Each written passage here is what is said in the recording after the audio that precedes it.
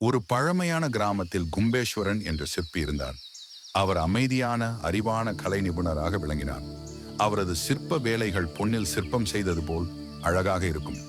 ஒரு நாள் சந்திரன் என்ற மாணவன் அவரது சீடராக வந்தான். அவன் ஆர்வம் உள்ளவன், ஆனால் எதையும் விரைவாக எதிர்பார்ப்பவன். வாழ்க்கையில் சோதனை வந்தால் உடனே பயந்து விடுவான். அவன் எதையும் உடனே கைவிடுவான். அவன் ஒரு நாள் சிற்பியை பார்த்து கேட்டான், குருவே, ஏன் வாழ்க்கை இவ்வளவு சோதனைகள் கொடுக்கிறது? ஏன் நம்மை இந்த உலகம் எப்போதும் சவால்களில் கொளுத்துகிறது? கும்பேஸ்வரன் சிரித்தார். நான் உனக்கு கற்றுக் கொடுக்க ஒரு சிறிய பாடம் இருக்கிறது என்று கூறினார். குரு ஒரு சிறிய தங்கச் சிற்பத்தை எடுத்தார். அதை ஒரு அடுப்பின் மீது வைத்து தீயில் வெப்பம் மூட்டினார். சந்திரன் ஆச்சரியப்பட்டான்.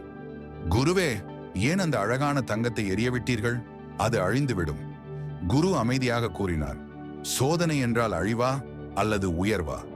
அவர் தங்கம் வெந்தவுடன் அதை வெளியே எடுத்து உருவம் கொடுத்தார். அந்த சிற்பம் மிகவும் அழகாக மாறியது. நெருப்பில் வெந்தால் தங்கம் அழியாது, அது மேலும் தூய்மையாகும். அதேபோல் வாழ்க்கையின் சோதனைகள் நம்மை அழிக்காது, உயர்த்தும். சந்திரனுக்கு ஒரு விளக்கம் கிடைத்தது. அவன் முந்தைய தோல்விகளை நினைத்து பார்த்தான்.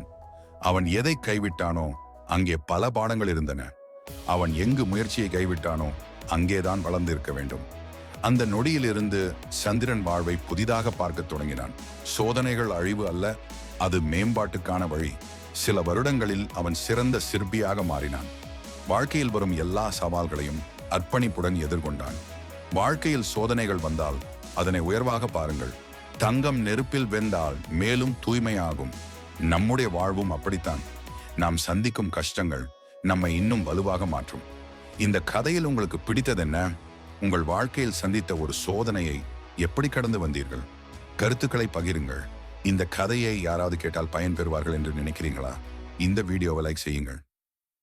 கதைக்களம் யூடியூப் சேனலை சப்ஸ்கிரைப் செய்யுங்கள். சோதனைகளை விடாமல் எதிர்கொண்டு வெற்றி பெறுங்கள்.